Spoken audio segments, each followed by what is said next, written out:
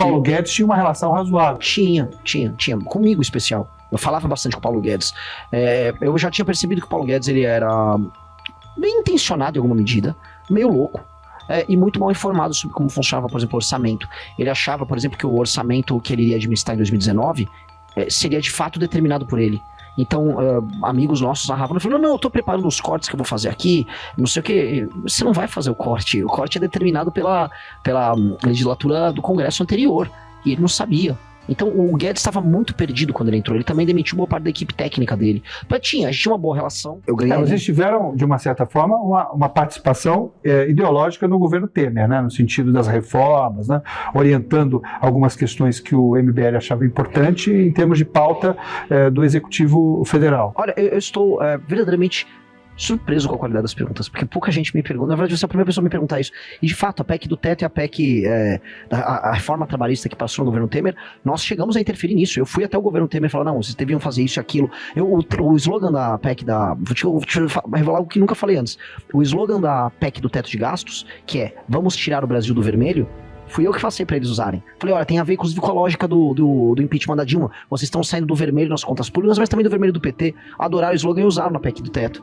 Então, a gente interferiu muito ali, porque a gente tinha essa agenda vamos dizer assim, fiscalismo, um rigor fiscal que o Brasil não tinha nos tempos do PT. E deu certo, né? Você for olhar ali, a crise fiscal que o Brasil passava por conta da Dilma lá, foi, vamos dizer, debelada durante o governo do Temer.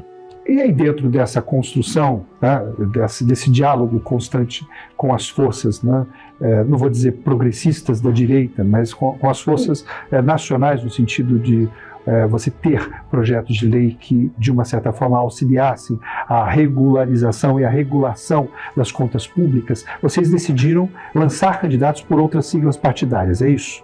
Isso. No livro que a gente soltou, um livro biográfico do MBL, desde 2015, a gente já narra isso. A gente tentou ter um partido político. A gente viu, nossa, era muito, muito difícil.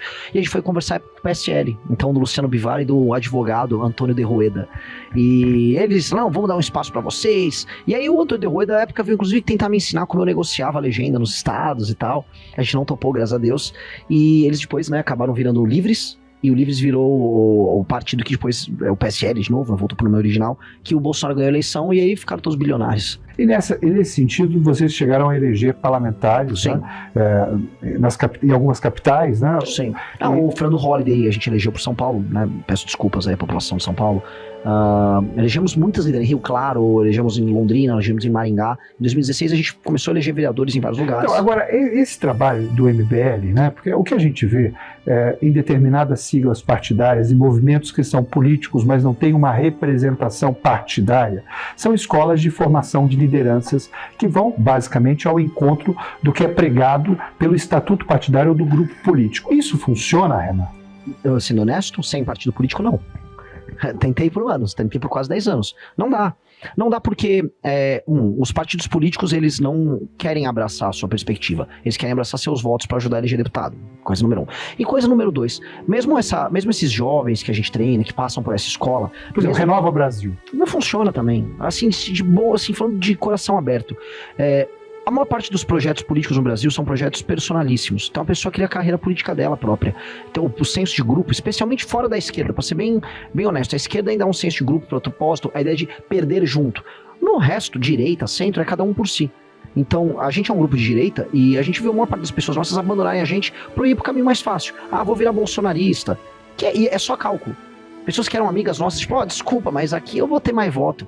Então, e elas sabiam que o bolsonarismo é corrupto, elas sabiam de todas as coisas, então é um cálculo muito ruim que essas pessoas fazem. Nesse sentido, o MBL ainda abriu uma negociação, né, republicana em termos de ideário com o governo Bolsonaro no início, né? Não chegou a ter. Não chegou? Não chegou a ter. Assim, o nosso apoio ao Bolsonaro... Não, o Paulo Guedes tinha uma relação razoável. Tinha. Comigo, em especial. Eu falava bastante com o Paulo Guedes.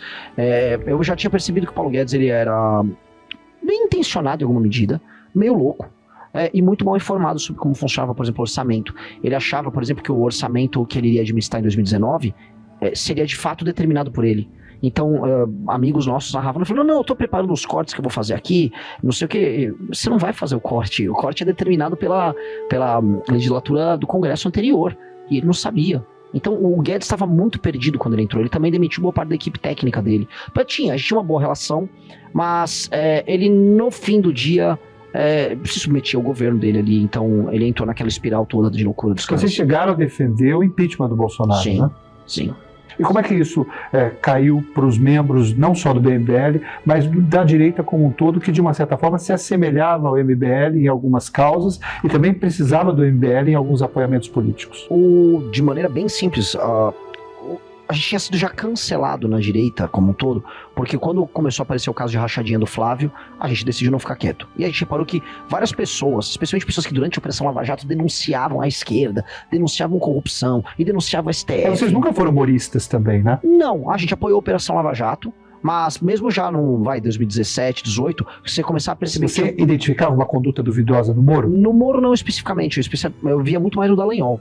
Tanto que o Dallagnol, ele tava tentando tocar aquela onda. Mas ele tentou usar o MBL, né? O Dallagnol? Nunca teve muito papo, não. O Dallagnol é vagabundo. Desculpa o termo aqui, é um vagabundo.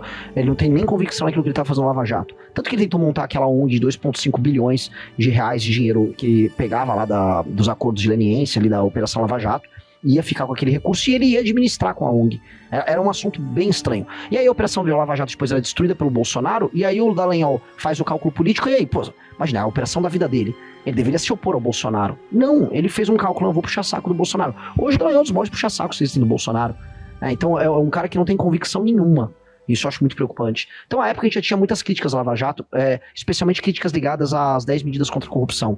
Bom, o Kim Kataguiri continua no MBL. Óbvio. Meu irmão, líder de governo... Desculpa, líder de governo, ainda não, né?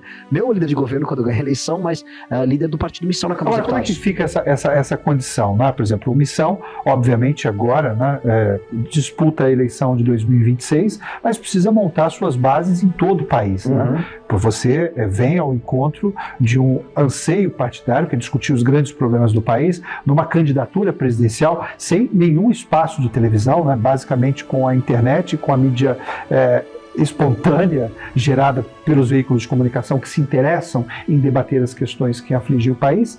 E como é que está esse trabalho? Não é muito pouco tempo para se montar uma chapa num país continental como o Brasil? Mas eu vou conseguir. É isso. Igual era muito pouco tempo, 2 anos, para recolher 547 mil assinaturas válidas pelo TSE.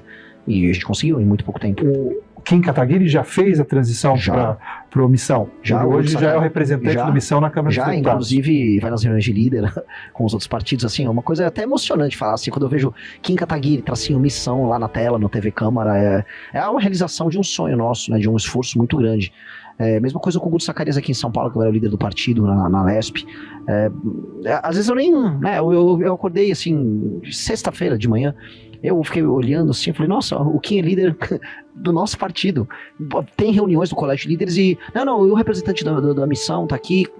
Está acontecendo. Porque a gente sempre falou, olha, a gente precisa sentar na mesa. A gente precisa ter um partido para sentar na mesa. E a mesa é a mesa do colégio de líderes. Tá o cara do PT, o cara do PL, o cara do PSDB, do MDB, e nós agora estamos lá. Agora é aumentar a bancada, é aumentar a nossa força. E nós vamos conseguir isso. Então é passo a passo. Nosso projeto é um projeto difícil, porque a gente está enfrentando um jogo que é muito duro, mas a gente tem 2 coisas que eles não têm. A gente é muito íntegro. E 2, nós somos mais inteligentes. Nós estudamos mais do que eles. Então vai ter sobressalto, vai doer, mas vai dar certo.